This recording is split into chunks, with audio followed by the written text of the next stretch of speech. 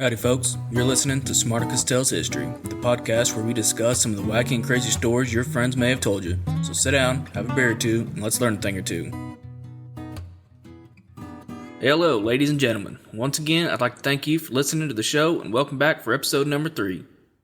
Today's story takes us into the life of an American man who had the unfortunate luck to have the Civil War start and end in his home, a man known by the name of Wilmer Mclean. Wilmer was born on May 3rd of the year 1814 in Manassas, Virginia. Who was he? Well, when he was just a young lad, barely old enough to walk himself to school, he had lost both his mother and his father. Now that he was an orphan, he was raised by some of his relatives, not one in particular, but several of them. The majority of his education had been received from the Alexandria Academy, which placed a high importance on mathematics and many other classic educations such as penmanship. As it happened, Robert E. Lee also attended the Alexandria Academy, studied algebra and geometry, and among other things. You see, Robert E. Lee was only 7 years older than Wilmer, and it is believed that they both followed a similar path of study. Although Lee was finishing up his study while Wilmer had just begun his, and they did not have any close personal relationship at that time. While Wilmer studied at Alexandria, he also received exceptional training in penmanship, which at that time was of high importance. This training eventually led to a few letters being preserved in the National Archives. 2 of the letters were written to 2 generals and another one to the President of the United States at that time. Once he had completed his studies at Alexandria, he had to consider what it was that he wanted to do with his life. Now his father, before he had passed away, had been a successful businessman there in Alexandria.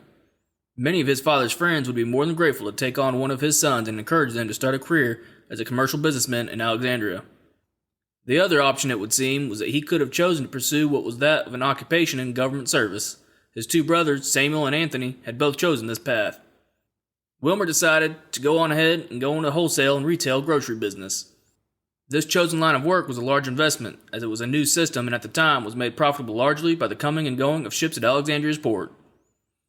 The ships helped make the line of work very profitable. However, as a young man, Wilmer did not have much money, especially since he didn't receive any benefits from his father's estate, which was being held in a trust for him until he was 21. Once he had received these benefits, it allowed him to resolve his issues in maintaining his investment in that business.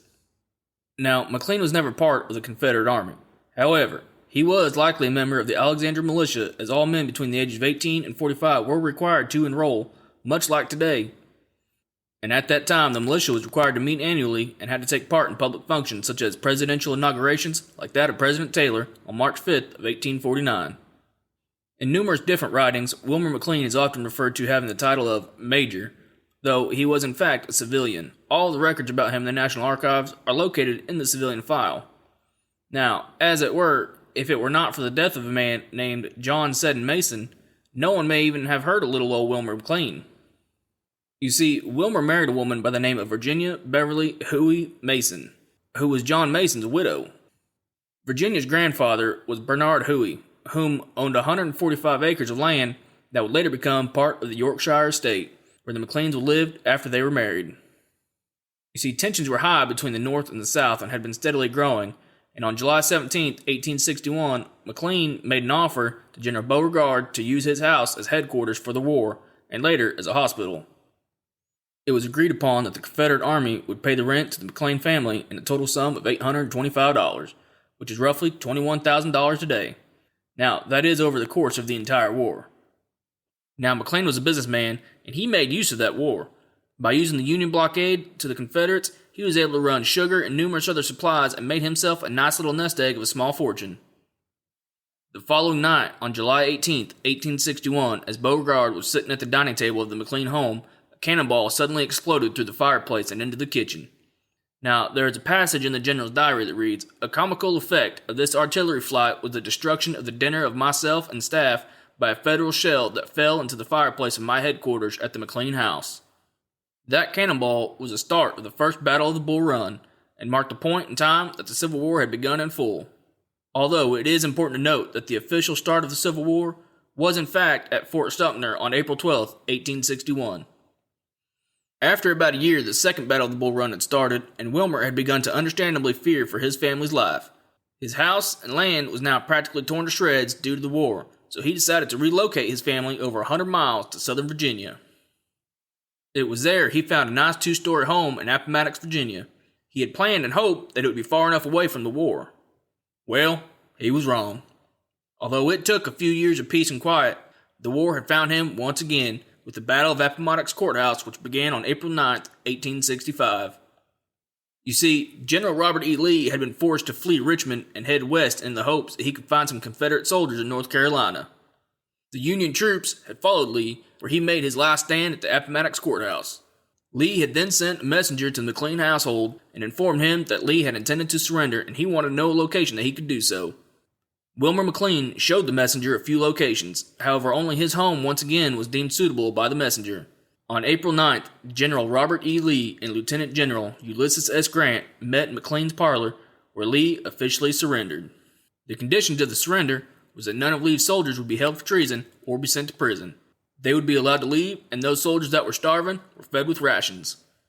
Now, as it were, McLean wouldn't have any luck with the war if it wasn't for bad luck. His first home had been blown to pieces by the start of the war, and now that the war had ended, his home was once again under attack.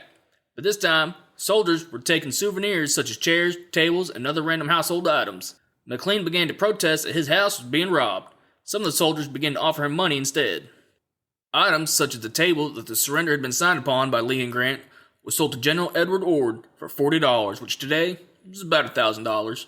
Then, yet again, a few days after the signing, McLean's house was marked as the official headquarters of the United States Army for Major General John Gibbon. Civilians began coming to the house and taking items. It is noted, however, that through Wilmer Mclean's efforts of selling items in the house during the signing, he was able to make enough money to furnish an entire apartment complex. And that, ladies and gentlemen, is a story of how one man had the unfortunate luck to have the Civil War start and end in his home.